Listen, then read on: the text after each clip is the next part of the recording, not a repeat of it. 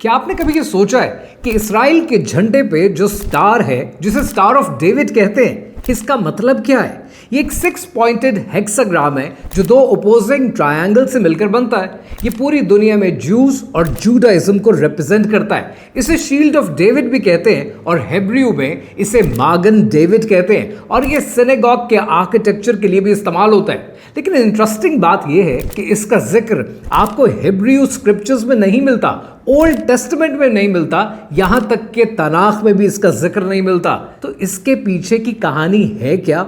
आइए समझते हैं। स्टार ऑफ डेविड के बारे में बहुत सी थ्योरीज मौजूद हैं। कुछ का कहना यह है कि बेबीलोनियंस के दौर में, इजिप्शियंस के दौर में, कैनानाइट्स के दौर में इस स्टार की पूजा की जाना शुरू हो गई।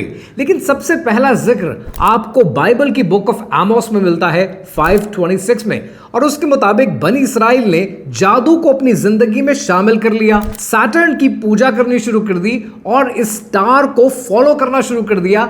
जादू और कबाला घर घर में होना शुरू हो गया और जब भी किसी पे जादू किया जाने लगा तो उसका जायचा बनाने के लिए, उस पर जादू करने के लिए ये हेक्साग्राम बनाना शुरू हो गए। और आज आप हेक्स का मतलब सिर्फ गूगल में चेक कर लीजिए। हेक्स का मतलब है किसी पर जादू करना। जूडाइज्म में स्टार ऑफ डेविड की अडॉप्शन रीसेंट वाकया है। ये मेडिवल दौर में हुआ है 14वीं और 15वीं सदी में, और ये सिनेगॉग की कंस्ट्रक्शन में, उसके आर्किटेक्चर में इस्तेमाल होना शुरू हुआ।